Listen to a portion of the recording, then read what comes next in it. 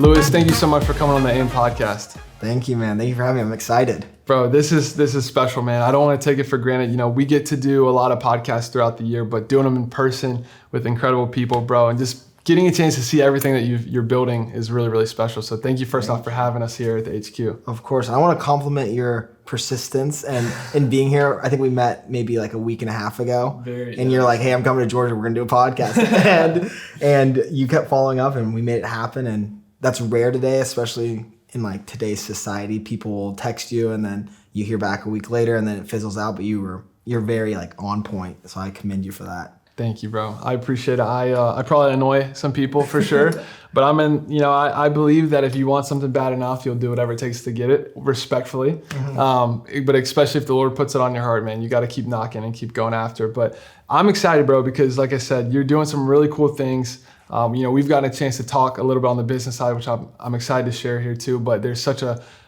great perspective of you from your faith and the things that you want to share, and some of the motivations that you have for doing what you're doing is driven in what you feel like God's called you to. So I think there's going to be a lot we're going to cover today in a lot of different areas, but I'm excited to hear more of your heart, bro. I'm excited, man. I'm excited to share whatever you want to know. I'm an open book. There's nothing being held back. Well, I think it'd be really cool to just take things back because, we have on a lot of founders, a lot of entrepreneurs on the show, and people that are doing all sorts of things. But I love to just peel back all the layers and understand what got you into this. And I know you have a long history, and you can share whatever you feel comfortable sharing or whatever you want to share here. There's other episodes and other podcasts where you kind of dive into all the ventures you've been a part of. But I want to know, like, what started this all for you? What was that seed that was planted? Was it exposure or, advice from another entrepreneur you had exposure to, or was it something you've always kind of had within? What got you started on your journey? That's a deep question, man. I haven't put a lot of thought into this. It just kind of has always been my life. And I remember growing as like a kid, I was like the lemonade stand kid. And I was at 4 or 5 years old and I sent my neighbor to go be at the top of the street. And I was like, we'll take the money at the end and I'll pay you. Like I was becoming an entrepreneur before I even knew what that was. And like I could have just been like, you have your stand, I have my stand. But I was like, these are my stands. I'll supply it. You man that side at the top of the street and I'll man down here. And then at the end of the day, I'll pay you. So like I was always just driven entrepreneurially, I guess you'd say. And I think I liked maybe the idea of freedom. Like I always enjoyed like having a little bank account in my room as a kid with like, I'd put my cash in this Dixie cup box and I would store it. And I remember like every day I would count it. So I guess money kind of drove me in the beginning, which kind of was a theme of my life until very recently. But I was just driven on building stuff. And anytime I could do something, it would like Instagram pages. I built my first Instagram page. I was like, how can I make this make money? Like I always looked at how I could make something into a business.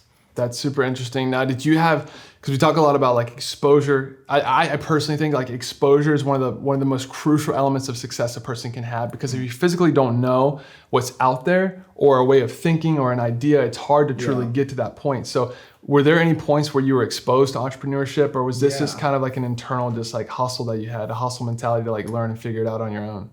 I wasn't necessarily exposed to entrepreneurship, but I always say like, the best things in my life that I have of myself, I got from my parents. Mm-hmm. So my dad has the hardest work ethic I've ever seen in my life. My mom does too, but my dad's the guy that like, he'll wake up at 5 a.m., work out, study, get stuff done, work 60 hours a week, still make time for the family, still always felt present. I never looked back and was like, my dad wasn't present, but he achieved so many things in the last 25 years while I've been alive that I've watched. So I got the work ethic definitely from him.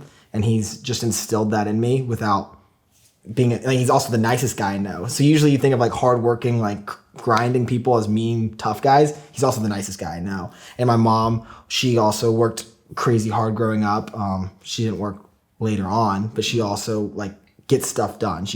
Nothing is ever like procrastinated between my parents. So I think I got that, but I wasn't necessarily exposed to any entrepreneurs. There's none in my family. They're both we're corporate workers, but yeah. Just kind of like hard. I got work ethic, and entrepreneurship, I guess, was just in me in a sense. Yeah, that makes a ton of sense, man. That's cool. You talk about the lemonade stand as being like an early memory of you just kind of starting your hustle as an entrepreneur. Was that the first like quote unquote business you could say? Yeah, that was definitely the first business was lemonade stands. And then I figured out I could go to like the neighborhood pool and bring popsicles. And then that turned into like I met my other friend Joe, and he could make duct tape wallets. He was making them. So I was like, let me join in and make them with you and we'll sell them. But he was just making for fun. And then we started J&L duct tape wallets, and we'd make a Facebook page and sell them to our friends at school. And then I found out like I got an Amazon gift card from my aunt for probably like 10 or 11 years old. And I found iPhone cases that were like $1, and I ordered 50 of them. With the gift card. With the gift card. And took them to school and told everyone they were $10 for an iPhone case. And so I turned that, $58 into $500. And it's like I always was doing, like those are my first like small businesses. And then when I was like 13, 14, it turned into, I guess you'd say, like real businesses. Dang, that's amazing. I love hearing the hustle stories of starting, because there's so much to gain and so much to learn. And I'm sure this is something I definitely want to touch on in a second, some of the lessons you learn and some of the things you learn. But before we even get to that point, there are people listening to this show that need encouragement. They need a boost. They love tuning in and hearing some really awesome entrepreneurs, different guests that, are having a ton of success. And it didn't happen overnight for you. Obviously, you put in a lot of hard work to get to this point. But a question I have for you is, did you ever have any sort of fear or doubt in those early days? Because I think a lot of people have the fear of starting. And it sounds to me like, from what I gather, I want to hear you answer, but you just kind of had this spirit of like, I'm just going to go. I don't really care if I fail. Like, I'm just going to figure it out, and just kind of, you were so almost optimistic. Like, did you have fear at all when you started out, or? That's something that I've audited recently in my life that I've realized. I think when God was making me, he like forgot to pour the fear factor and stuff. And I'm just extremely optimistic, sometimes too optimistic. Like you could ask me in the middle of the day if something needed to be at 1,000, and at noon we're at 200. I'm like, we're still going to get there. Like in a metric number kind of way. Right. I've always been so optimistic, and I never look at what could go wrong. There's this quote that says, if you have a plan B, it distracts from plan A. So don't even have a plan B. And I'm the guy that like never is planned. If this doesn't work, I'm going to do this. So I've just always been extremely optimistic, and also just never giving up. Even when like sometimes I'd be in a lot of debt in a business, and I didn't go to college, and I have no degree. I like didn't go to college also. I was like, well, now I don't have a degree, so I got to figure this out. And that was my mindset with businesses. It was never, okay, entrepreneurship isn't working, I got to go get a job now. It's like, okay, what other business can I start to fix this business that's bad? Or how can I change this now, because there's no other option. There's never been another option. And that's been my mindset up until now. Dang, that's amazing. Do you almost look at business as kind of like a game to an extent? In an extent. Like right now, we're in this almost 20,000 square foot warehouse. And last year I was in a room, and then I went into 4,000 square feet. And it doesn't feel much different today than it does then. And I don't even realize really what's happening until I bring a friend who's seen it happen and show them around. Like, dude, there's 15 employees here now. And so it does kind of just feel like a game of growing. And it's just like, this is what you do. And that's the task at hand. And you keep finishing and hammering out that task. Yeah. But I don't really like audit it and think of it as anything cool per se, just like what you do. Yeah, well, I can tell you have a lot of passion for what you do, and I always respect that. In terms of those early days, because I truly believe that the seasons, your previous seasons of life, the past things that you've been through, set you up for where you are now and what you're about to step into. Mm-hmm. So I'd love to hear some perspective or wisdom on how those early days of hustling, maybe some lessons you learned or some things that kind of set the foundation of you as an entrepreneur that you've either used in your journey or maybe even now. Yeah. So, I mean, I think my biggest advice is still the same thing as last, is like, don't give up. That's been the biggest thing, because out of the businesses that have worked, there's probably 4 you can say were successes, but there has to be 20 or 30 businesses, even LLCs, which is like when you think a business is really going to work, you create an LLC for it. Well, at least I do. There's probably like 18 different LLCs that just never, like, that shut down. So you started at one point? That I've started, like, wow. The most random ones. Like, I even remember one that was called like Girlfriend Box, and I was going to make a subscription box for boyfriends to buy stuff for their girlfriends. And I didn't even have a girlfriend at the time. Cool idea. Yeah, it's a cool idea. Never even like built the website. But like, I came up with this whole idea, or maybe I built something and it just never got a sale. But I think the biggest thing was, for the successes, there's so many failures. And the biggest lesson I've learned is you just have to keep trying. Like, if you want it, actually, you have to keep trying, because it's not going to be, rarely you see a first one-day wonder, first business, it blows up. Yeah. I'm really thankful that you shared that and you're vulnerable in that way, because I think people can look at the brand you're building now, and it's cool because we'll maybe touch on it later. You're doing a lot of different things, but from a public eye right now, a lot of people see the brand you're currently building, and they look at that and they're like, oh my gosh, this brand's blowing up. Yeah. These people are wearing it and all this stuff. But like, obviously, this was not your first crack at entrepreneurship and first crack at business. the reps that you put in got you to this point. Exactly. And I bet you would agree, you probably wouldn't be sitting here doing this, building this brand, if you didn't go through all those lessons, all those trials, all those ideas, and kind of sculpt, if you will, what you're doing now. Exactly. I always tell people too, because I'm like known now, like people are like, you're the Carte Blanche guy.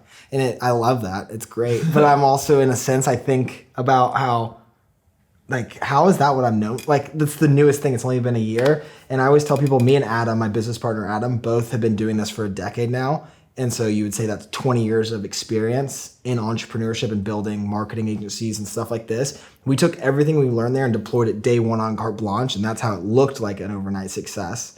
But it was really 20 years all of the stuff years of combined, and like deploying different strategies, and how I used, even how you mentioned you used to flip shoes too. I would flip shoes, and I looked at how Kanye did Yeezys and created that demand. And I was like, how can I make that feeling I had as a kid, staying up all night to try to buy a pair of Yeezys to sell it? How can I make that happen for my brand Carte Blanche? Okay, we're gonna make a drop time, and we're gonna make it limited. And if we know we have 100 people that want it, we're gonna make 90.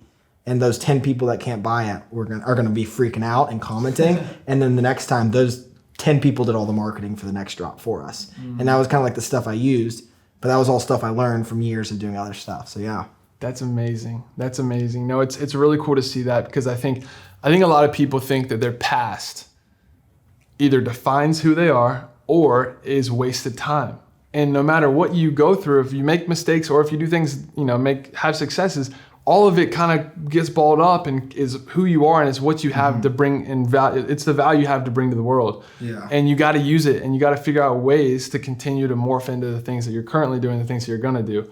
And so I think there's a lot of power in your past. There's a lot of power in the things you've been through. Yeah. There's a lot of power in the experiences and the lessons you've learned. Yeah. I think I was telling you this before the podcast, but all my best stuff I've ever learned all came from failure. In my times of really good things going on, I'm really not auditing what I'm learning. I'm just using what I've learned, and what I've learned usually is from a big failure of like getting bit and not wanting to get bit again. Totally. And I think that's like the key, is when things do fail or don't work, if you're the person that looks at that failure and says, okay, what did I learn here that I can pull on to the next one? Like, that's what you want. So if I meet someone and it's their first business and it's going really well, I'm kind of nervous for them in a sense. Oh, get ready. Yeah. Something's coming. And I'm also nervous. I'm like, you don't understand what the bad is, and you're in such a high right now. When things get bad, you're going to think it's just a failed business. But if you've had like 10 failures and one hits, you realize what's happening, and you realize, okay, we're running on this treadmill and it's running. Let's keep going as fast as we can, because it's not going to stay like this forever. And I think there's a lot of blessing in things not working that you can use when things are working. What advice would you give someone to keep that level head?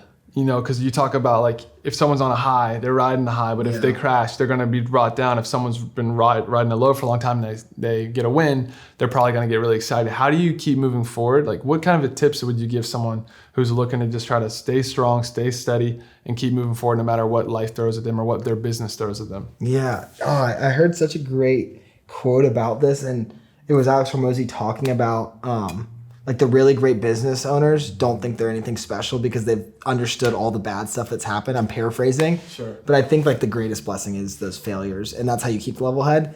Is like, if you see someone like blow up overnight on social media and become a super big like TikToker or something, you can feel that ego in their head because they feel like it just happened overnight. But then you see someone who's like Mr. Beast, who made 1 million videos or whatever it was, thousands of videos before anything happened, and then it blew up.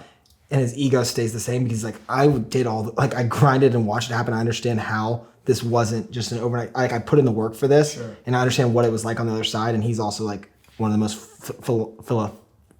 philanthropic people on YouTube and stuff, and like just a great person. So I think there's something to be said for the time you spend of things not working will keep you understanding that you're not David. Yeah, I love that, bro. We were talking about this a little before the show, but Nick Bear is another great example of someone who's been on the show, who has been building what he has now for over a decade. Yeah. And people look at him now like, oh, it must be nice. Nick, you're crushing it. Like, you got all these people on your subscription program. Right? Yeah. And it's like, dude, like there was, when he started, he couldn't even talk to the camera without he couldn't form a sentence. You know what I mean? Like, all respect to him because he's done such a good job at staying consistent, staying focused, keep moving forward. But to your point, I really like what you said, because I think people can take from this, you gotta have patience. and you got to have good perspective because you got to understand the time you're putting in is not wasted. It's preparing you for the harvest. Exactly. And I think there's that saying that is about the two guys go into the forest, and one guy, they both have an axe. They got to cut down 100 trees, and they have 2 hours or 3 hours. And one guy will go and sharpen his axe for 2 and then do the 100 in 1 hour. And one guy's aimlessly chopping off the start and only gets 50 done because his axe isn't sharpened. And like those 2 hours of sharpening your axe is like the 10 years you can put into something learning. And if you understand that you're learning to go out and be whatever that is 100 times more efficient or double more efficient, I don't even know what the math is, but that guy's way more efficient in that 1 hour doing 100 trees than the guy that had 3 hours and only got 50 done. And you just, there's like so much beauty in that time frame that you don't realize then. I never once like, this is awesome. But looking back, I got a lot of my stuff of like times I was in debt or times the business didn't work or I didn't know how we were going to pay rent at an apartment or something like that. That teaches you when you're up to understand, to be grateful where it is and keep going. Yeah, no, that's good insight. You talk about like some of the failures or where you learn the most. Like what would you say are some of the lessons that come to mind when you say that and you say, you know, that's when I took real audit, you know, and when the times we've been high, I haven't taken much of an audit, but like what lessons would you say or themes or characteristics were formed in your life where, you know, maybe saw some failure? I think a lot like in the beginning days of e-commerce, I had times where I sold, like I had a really great month. My first like $100,000 month was selling jewelry. And in that moment, I thought I was like the king. I was 18 or 19 years old and I was like partying, acting off the charts, acting like a crazy kid. And I felt so high up there. And then the next month, Chinese New Year hit, because this was like Black Friday time. Chinese New Year hit and I had whatever 300, 400 chargebacks of tens of thousands of dollars that now I couldn't pay because I was actually negative because chargebacks take the money back plus $35 and I can't get any more products because my stuff's in China. And so now I'm like, okay, how am I going to pay rent for this office and all this stuff I've just extravagantly lived? And in those moments, like that's a big failure. I realized that I was like, okay, let's take an audit and make sure this doesn't happen again. And when things are good, prepare for the future instead of just like, okay, I got this money, let's spend it. And I've done that a couple times in my life, really until I turned like 22, 23. Like I used to drive a $100,000 Range Rover. Really? And I thought I was like awesome. And then that was kind of my like putting the sword in that when I sold that car and got a new car because I was like, who am I trying to impress? Kind of thing. That's good, bro. I don't know if that answers your question, but I learned a lot in my like frivolous spending that made me prepare when things are going good, prepare for the future and not just like live right here, right now. Yeah. Like there's more to life and stuff. Dang, I love that, bro. That's really good, man. You have a nice car, though. I like what you drive now. 4Runner, yeah. It's not. I had the crazy SVR, like supercharged Range Rover at 21 years old, and I bought it, and I thought it was cool, but I also wanted, like, I found myself wanting to drive it in places people were at and be like, I want to park in the front, people see this. Because I had this chip on my shoulder that I didn't go to college, and everyone else went and got these degrees, and I'm like, well, look what I'm doing, guys. Look what the car I have, and you don't have this. And when I audited and caught myself feeling those thoughts, that was like when I realized that I was doing it for other people and like it wasn't about me, it was about what other people thought of me. And yeah, that also answers like how do you audit when you're on the highs and be humble. That's real, bro. I think that's something that a lot of people can resonate with and relate to. I certainly can for parts of my life where I've definitely tried to make certain decisions or do things for the opinions of others or just like, you know, people, I don't care what anyone says, no matter what, at some point you're going to struggle with that, you know, to some degree, right? So some people are a little bit, you know, maybe buy a car, but some people do something else. But at the end of the day, it's like you can struggle with this so easily. And it's like really cool to bring it to the surface and make it aware. But obviously you've had a lot of cool things happen recently in your life that I'm sure we'll get into in a second with your faith and how I'm sure some things have shifted a little bit. Is like, that was also when I made that decision was before I'd given my life to Jesus. But it was like the beginning of like, I'm looking back at things like there. It was like I was wanting Jesus because I was realizing these things, but I just didn't know. You weren't filling that void. Yeah, they weren't filling the void and there was a huge void and I was looking for it and I thought maybe it was like being more humble. But the things that I was trying to be more of was what I learned in Christ that was fulfilling. But I was like, it was like the Holy Spirit in me telling me to like look into these things, but it just wasn't happening. But I was trying to fill that void myself still, which is also... It's crazy how God has created us and the heart that he's put inside of us and what it requires to be complete and full. And there's literally nothing on earth that can even come close to filling it. And we'll never understand it. That's like the biggest thing I think about is how I will never understand why he does the things he does. And like I've thought about my life and how it's changed. And I hope that people are like, I don't know how that guy changed from who he was. And the only answer they can come to mind is it has to be Jesus. Like, that's what I want people to say. It's like, I saw who he was, I see who he's becoming, and then eventually they'll see who I become. And they say there's no other answer it could be besides Jesus. Dude, that's so good. I would love to talk more about your testimony because I really have a ton of respect. We were obviously having a conversation before we started recording, but a ton of respect for you personally and what you're doing. But I'm so excited for you, bro, because I see the potential in you and I know what God's going to be able to do with you, especially now that you've surrendered and you're so obedient to what he's called you to. He's given you such a gifting and so many skills and talents that he's just going to be able to use to really impact the kingdom. But I would love to hear a little bit more about your testimony and kind of what that looked like from, where you were just kind of previously. And you talk about this shift you're making in your life, this decision to follow Jesus, and how now your desire is for people to just see Jesus. Yeah. What did that look like for you and kind of what came to that full conclusion? Yeah, I mean, I'll try to make it like kind of the spark notes and then we can dive more into stuff because, I mean, there's a lot to unpack there, but kind of the quick run-throughs. I grew up, great family, so loved my parents, really like can't think of a problem I had in childhood. Like nothing comes to mind now. I'm sure I was upset and like stuff happened, but like just a good like boilerplate childhood.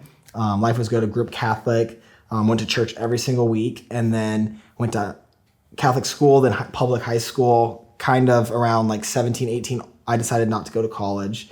All my friends went off to college and I, for the first time in my life, just felt like so lonely, so alone. And it was because I was making this decision to go off and do this path alone that my friends weren't at and they weren't nearby. So I went and started just visiting my friends in college towns, stopped going to church, kind of did the whole Jesus, I'll see you later thing. I'm going to go live my life right now and didn't really know anything much about it. Never really opened up a Bible growing up. Yeah. So I was just like, became kind of my own God in a sense. Like it was just my life and I was living it for myself. And I still would pray to God every once in a while. And I still would call myself a Christian, but just wasn't like anything you would define. You would never look at me and be like people wouldn't see me alone and be like, that guy's a Christian. That's how it was. I was just living my own life. Yeah. And I started slowly visiting college towns. I went to 60 college towns over 4 years. But as you realize, when you go to visit your friends in a college town on a Thursday and a Friday, you're not going there to do puzzles. Like they're all starting to party and go out. So I'm going there and I'm partying and going out every single weekend. And so for the 4 years, I really want to say it was 100% of weekends. I can't remember staying home a weekend unless it was like a holiday. My friends were coming home, but then we would just take that mindset and do it here in Atlanta. Wow.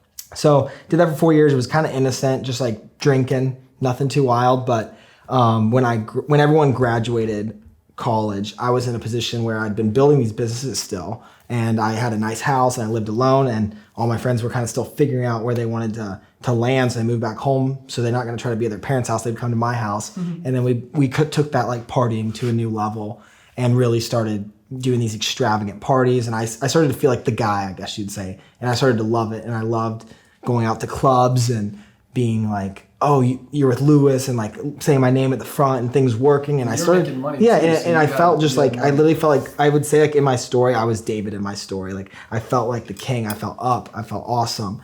And it seemed like if people looked from the outside in, especially without a Christian mindset, they'd be like, that guy's living a good life. He's building businesses. Things look good for him. He's having fun, driving a nice car, all this stuff. And I did that really for like 2-3 years, every single weekend. I can't even remember being sick and missing going out. Like every Friday and Saturday, I was the guy you could count on. Like people wouldn't even ask me if I was going out. They would just say, where are you going? Like it was just guaranteed. And I would try to like plan these parties, and it just wasn't a fulfilling life at all. And I remember towards the end of like my crazy party days, just looking around at this, I have this like scene in my head where I saw a bunch of people's feet, and I'm looking around and I'm looking at their face and I'm like, who are these people? Like I would never be hanging out and wanting to be seen with these people on like a Tuesday afternoon or like at a lunch spot or a business dinner or whatever. I'm like, this is not the people I want to be around. Everyone's here. No one cares about each other. They clearly don't care about each other. We're just all here because we're partying and we're lost. Like we're all lost. No person here is going to be at church on Sunday. And so I went to the bookstore and bought a Bible. I didn't know anything about translations. I don't even remember what Bible it was, but ripped it open. And I was like, all right, Jesus, let's do this thing. And nothing happened. And so my life still kind of stayed the same for like 3, 4, 5, 6 months. But I start being like, maybe church is the answer. So I started testing out different churches and mega churches in Georgia. But still, I'm keeping this all to myself. I'm alone, and sin gets you when you're alone. Like that's what I've learned the most is sin wants you to be alone. Sure does. And I didn't have a community.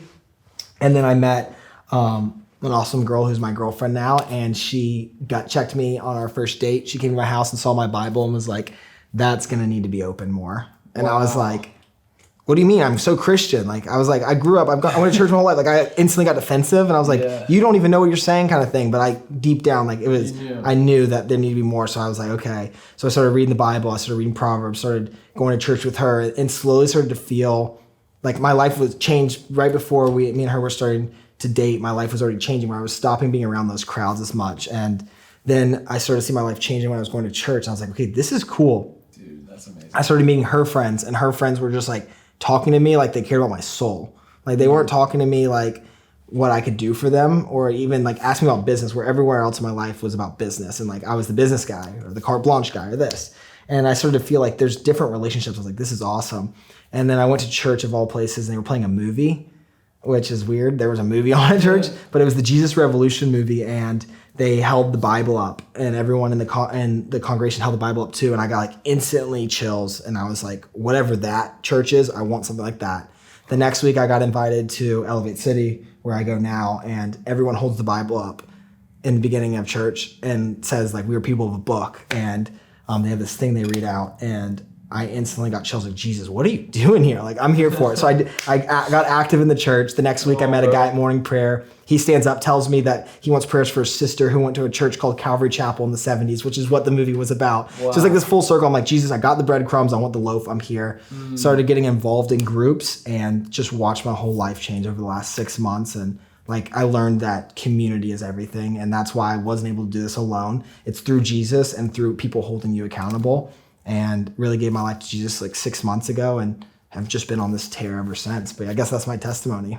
Praise God, bro. Let's go, man. That's amazing, man. I'm so encouraged by that. And thank you for sharing that. I know there are people listening to this that will take a lot from that. And I'm really, really great. I'm grateful to see your obedience to what God is doing in your life, bro. Because there's just so many people you're going to be able to impact. You know, you're put in a position where He's using you in a really cool space, and I'm excited to see the way he's gonna use you to build the kingdom, bro. Thank you. Yeah, it's there's so many more little pieces, and that's just like the skim through. But I think the biggest one is like my biggest prayer that happened. I think when I gave my life to Jesus was I was praying in church. I was like, what is the answer? Like, what do I need? What do I need to be doing? What can I do for you, God? What is it? And I just felt this thing. It came over me. The answer was, He said, it's me. I'm the answer.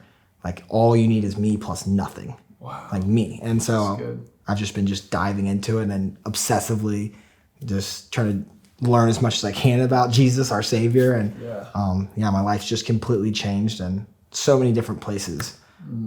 But That's amazing, bro. I never went down the route of drinking and partying. I had a lot of that. I grew up in an environment where I saw a lot of that. And so it was kind of, I had different things that I struggled with. But I was listening to a sermon one time, and the pastor was talking about there's such a large group of Christians who struggle with this one thing, and it's being aligned and identifying as a Christian and believing the Bible and Jesus in every element except for like one or two things.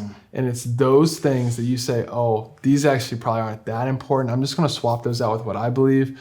And I'm going to just worship that. And essentially what you become is your own God. And it's like, I believe in Jesus, except for like, I want to do this part this way, and like not exactly what the Bible says. And like, I believe in Jesus, but I'm not going to wait for marriage. I believe in Jesus, but I'm going to continue to go out and party hard. I believe in Jesus, but this. And that's what the thing is. The answer is Jesus plus nothing. 100%. Like, until it's not like you just fall, like you obsess and learn and fall in love with Him, and then you understand you're saved through salvation alone, through Him dying on the cross, and then your life changes to where you can't even help but follow what He tells us to do. Like, you're like, I I see sin how you see it now, God. And that's like that's like the biggest thing is like seeing sin how God sees sin and understanding it. 100%. And I am obviously a sinner, imperfect, falling short, but it's through Jesus, it's through going all in and saying, Lord, you have my all. Like I just want to fully follow you. I'm never going to do it perfectly. I'm never going to be perfect, but through you, you make me whole. Yeah. You make me that perfect masterpiece that God created me to be.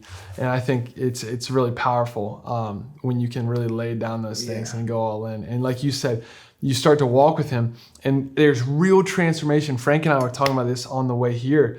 It's like, dude, like that to me, bro, the way that God is able to come into our heart and truly transform us, bro.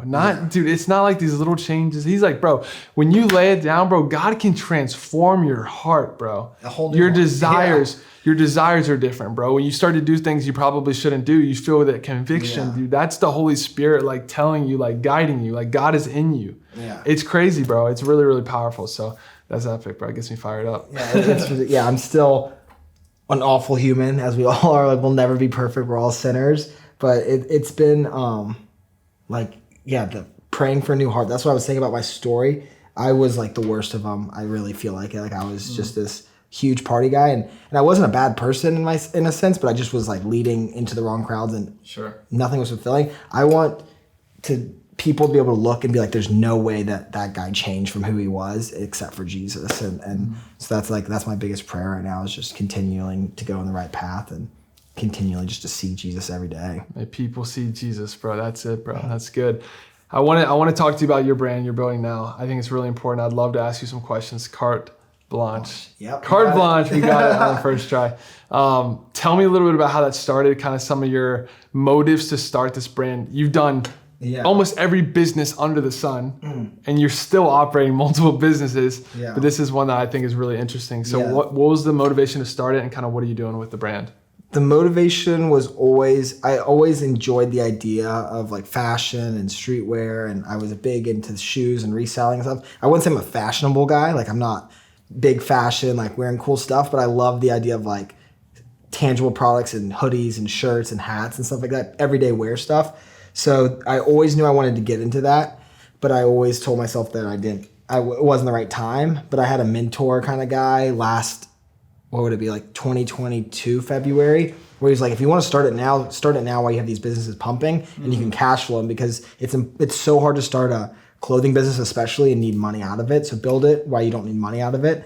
And so I spent a couple months, like I knew I wanted to build something like old money, aesthetic, clean, cool, like have some sort of like motivation behind it, which is the paid for daily inside of all the tags. Yeah, talk about that. What is? I got you right here. I got you right here. Boom. So you see it, guys. Yeah. So I knew that means like we came up with that while marathon training, and it means like the people that pay for it daily, that wake up with the grinders, the go getters, like every day paying the man. Yeah. Also, Christian side paid in full. Like Jesus paid in full. Every single day it's paid for. Wow. And that's really cool. Two sides. That side I came up with more recently, but the original was like the grinding going. Look what God can do, bro. That's cool. He can connect the dots. But yeah, so I was just clicking every day through onlinedictionary.com till I found a word for months, and then finally came across the word carte blanche, came up, and I was like, I saw it meant blank check, complete freedom to do as one acts or thinks best. Like carte blanche, you go to a restaurant and the chef is like, the carte blanche, and the chef just picks for you. I was like, that's awesome. That's cool. And so I told my business partner, Adam, I was like, I got the name. And he was like, he never even heard the word. He's like, yeah, but we need something that makes sense. It's not like just two French words put together. I was like, dude, no, it's a real word. It's a phrase. And he's like, oh yeah, let's do it. So then we just started instantly branding, and from like April to August, we came up with the first collection and dropped August 2022, and have just been all hands on deck running forward since then. That's amazing, bro. Well, first off, congrats. It's no easy feat, and I think, you deserve some encouragement, just because like it's really hard to build a business. And as you know, I mean, you built a lot of them, but before we even started recording, we got the chance to see a little bit of the HQ and the different operations you have going on here, and also some of your like behind the scenes of the planning, the way you put together the drops. Like, how much have you learned? I know you talked about earlier just kind of taking all the stuff that you've learned in previous stuff and pumped it into this, but like, how much have you learned since starting this about this brand? Yeah. You know what I mean? So much. Like, I don't even know how to explain, but clothing, especially building a product that has new pieces always coming out, drop based. Like, I feel like I've been constantly working on Carte Blanche for the last year and a half. And I'm so lucky I have Adam as my business partner because he's been grinding on it too every single day. And we have a designer, and I'm like learning every single day you learn new stuff. Like a year ago, I knew business and how to like brand and come up with stuff kind of. And I built Carte Blanche on that, but learning like sizing for shirts and cut and sew is a whole new experience of like creating your own product and coming up with new designs and trying to stay relevant. And how do we continue to like grow the brand into a bigger business while still keeping this exclusive feel. And just every single day we're learning new stuff, but it's been awesome. It's my favorite. Like, I love when I get to work on Carte Blanche stuff because there's so many other things that you said going on. Carte Blanche doesn't get all my time. It gets like 10, maybe 15% of my time. But all my time spent on Carte Blanche I love because it's like growing and branding and things that I can do now that will impact a year from now. Carte Blanche and Easter eggs I can plant in the brand and documenting and stuff like that. So it's been awesome. You guys have taken a very unique strategy in terms of the way you've been marketing this brand. What has, like, I'm trying to think of how I want to ask this. Like, what is your vision for, like, you talk about wanting to scale and build a brand, but keep this kind of unique, limited edition, limited supply strategy. How do you see that happening, and what kind of goes into that decision? Yeah, so we just recently on Black Friday rolled out the daily sales model, which all these hats have like PFD on the back, the paid for daily collection. And so we'll continue to allow products to be for sale all the time, or at least have things available, which will be like our base products. And then we did something cool with the whole first 10 drops. All of them have like 001, 002. They're numbered. So we'll still come out with the collections, but now since we have daily sales, we can really level up and boost these collections and do more intricate products. And it doesn't have to be every 6 weeks, because before now you could only get Carte Blanche when we had a drop. So we needed to have a drop as frequent as possible so we could grow the brand. But now we can kind of like have daily sales and have a fall, winter, spring, summer collection while making really cool drops that are going to be still super limited. So anyone that wants Carte Blanche can come get it. It is higher price, so it knocks out some people. So it's not made for everyone, but the people that really want it and believe in the brand are going to pay the price. And we make really high quality stuff and take our customers first in everything, and want people to buy in on this mission of paid for daily. And then we'll still have the limited exclusive stuff that keeps the brand having this exclusive vibe to it. That's cool. So that's like the model, obviously, but talk about the brand. Like, I want to, you kind of said what it means, but anyone can say, this is what my brand means. How have you gotten people to believe in the vision? They're not buying a hat. They're not buying a hoodie. Yeah. They're believing in the brand. Obviously, there's some value in the aesthetic, like the way you guys have marketed the aesthetic, but like, what goes into truly getting someone to say, okay, I'll pay 150. How much are these hoodies? $150 for this hoodie. Like, how do you get someone to get to that point? That was the biggest thing that we realized early on. It wasn't our like designs and stuff that were making people come and buy it. They were buying into Carte Blanche, the brand. And that's something we spent so much time building. And in the beginning, me and Adam were so focused on never trying to make a fast dollar. We stuck to it. And so originally Carte Blanche, the original value prop was exclusivity. Like, if you wanted to get this cool product, and we made the content look really good and the videos look really good to make you feel a certain way when you wore Carte Blanche, and the messaging and the boxes, and we shipped everything in like these really custom boxes with blank checks on the inside. And like, we told this story through our Instagram and through our emails and like this mystery, and we're like, and it's also cool. And we also found Carte Blanche meant, like, people love the meaning Carte Blanche, and people would just compliment the hat. And so it's like a mixture of a lot of things that happen between name. Like, it doesn't say something weird on your head that people don't really want to wear. It says something cool, and it has this sleek look to it. And we kept our color palettes really tight, with the exception of like the limited orange and stuff. And so it's just like a mixture of a lot of things we did to tell the story, and then added exclusivity on top that let us grow and build this brand of like this luxury modern man kind of thing. Yeah, that's awesome. And then I want you to talk a little bit too about some of the attention and attraction you guys have gotten from pro athletes, celebrities, and the impact that's had on the brand and what that's done for you guys. I think it goes back to in the beginning, the exclusivity. Like, we made a cool product that people liked, and they saw cool photos. You set the tone. Yeah, and so like, for example, when like Todd Gurley wanted something, he went and saw it, but he couldn't get it.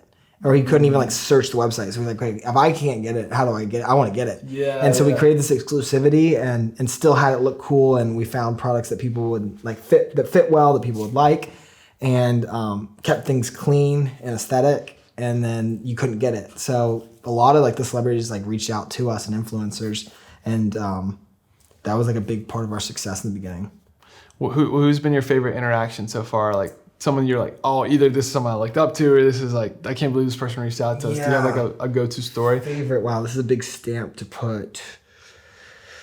You can name a couple if you want. I know you guys have had a lot of different people reach out. There's been a lot of random. I think like Sebum when he wore it, because he's like Sebum, like the 20 million followers and like Mr. Olympia 5 times. And when he posted it, we didn't think he was even gonna wear it. He just like chose out of the box to wear it. We like shipped it to him, and we're like, if he likes it, he'll wear it. And he wore it in like a pretty emotional thing, talking about his tattoo is like the caption. He was wearing it there. So I think that was probably like the biggest one I was like freaking out for. Rick Ross was nuts, but yeah, his story's cool. He like saw it, I guess, on Instagram and grabbed his landscaper who was just at his house. It was like, hey, DM them. So we get a DM saying, I'm Rick Ross's landscaper. Can you send Rick Ross some stuff? And we're like, what? And we like collected, like saw pictures, we're like, worth a shot. So like that one was nuts when he was wearing it. That's hilarious. Todd Gurley was a big one because he was just like a hero for me growing up. He was like the beast UGA quarterback, and I grew up in Georgia. Totally. So that one was nuts. But yeah, and then a couple country singers like Matt Schuster. He's cool. I've watched him blow up over the last few years, and he wears it. So like stuff like that's been cool. And I'm sure, dude, you guys are very young. The brand's still young. You're gonna have a lot of really cool experiences for sure.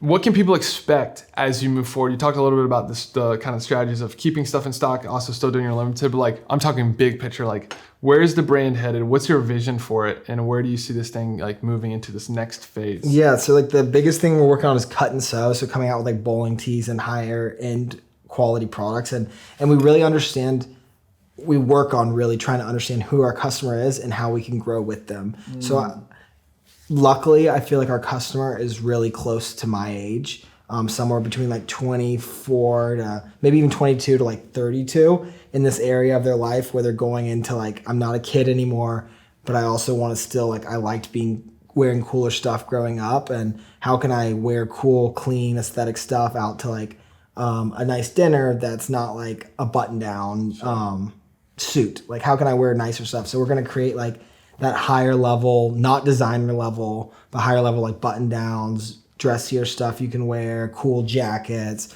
cool t-shirts, cool pants, and eventually shoes. But just really leveling things up through cut and sew. Dude, I can't wait to watch you continue to crush this thing, bro. Thank you, man. Yeah, I'm pumped. It's a hopeful future. Yeah. I'm not dreading it. I'm so excited to see where it can go. That's awesome, bro. This has been a great episode. As we wrap this thing up, I want to talk to you about professional and personal development. I think it's something I want to start talking more about with our guests because I'm super interested. You've obviously had tremendous success. You've worked super hard. You obviously have a great mind. You're very creative.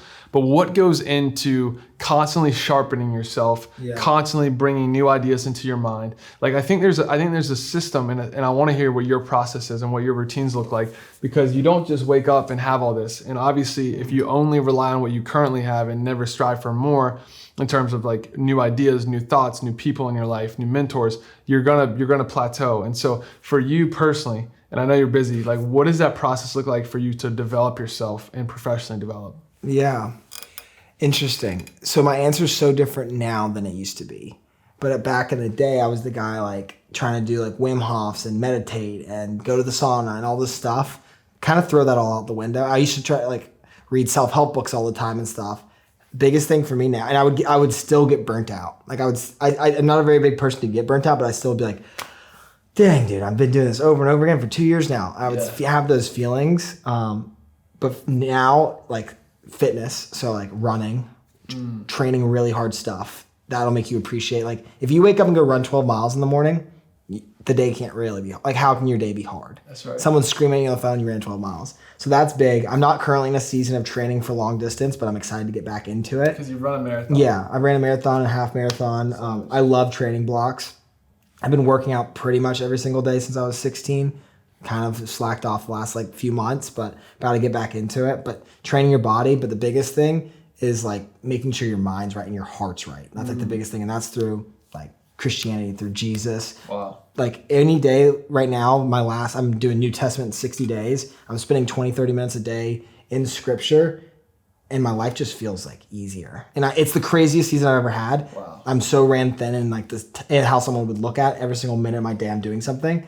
But like I've got God with me. I'm praying. I'm trying to seek Him more, and spiritually, like that'll keep the other stuff kind of on track. And I think the answer is Jesus for that. Dude, I love that, man. I love that. The consistent pursuit of the King and following Him. And I'll tell you too, bro, like the Bible is not a book. No. The Bible is the living Word of God. And it's so crazy. You and I are in a challenge right now. Yeah. Proverbs and push-ups. We're reading a chapter of Proverbs every day of the month. We're doing 100 push-ups. But Proverbs is such a good example of that. Every time you read that book, dude, God speaks to me differently. He highlights new verses, new things, new things I just need to be aware of. And it's so cool to see the way that He can use what most people see as just a book as His living Word and a living way that He speaks into our life. Yeah. It's amazing. And it really, like, if your soul's right, the rest of your, like, how can your life be bad or hard? Like, if you truly trust in God, you really can't fear things. You have to be like, I'm on His plan, and whatever He wants, I'm here for it. No matter if it's suffering or amazing or whatever it is, I'm here with Him. And that'll can't really be burnt out and dead in that sense. Well, brother, this has been incredible.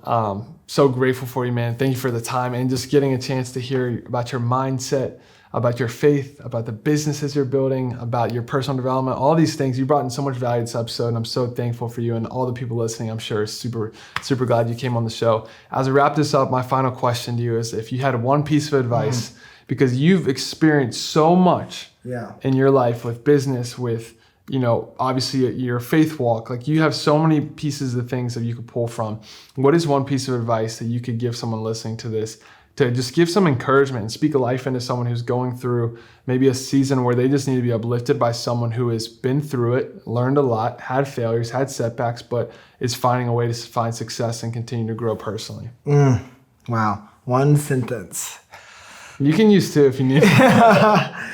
Man, I'll do two ideas, two thoughts. Right. The biggest one is you can't do it alone. You never anything yourself will fulfill it, no matter what. That can mean different things to different people, but for me, it's like I myself can't be fulfilled myself. Wow. It's through Jesus. I need Him. Second one is don't give up. And I think you can use those interchangeably together. Like, don't give up seeking the Lord. Don't give up on your business. Don't give up on this. And you can't do it alone. So those two interchanging ideas together. Powerful, brother. Let's go. Bro, I'm so encouraged by you, man. I'm so thankful for you, man. I know we've only been friends for a couple of weeks, but I'm stoked to be in your corner, bro, and support you in any way Definitely, I can. Man. And lifelong friendship. We always got your back, bro. Brother in Christ for life. And dude, I'm so glad you came on the podcast today. Thanks for having me, man. Appreciate it. Let's go. That's a wrap.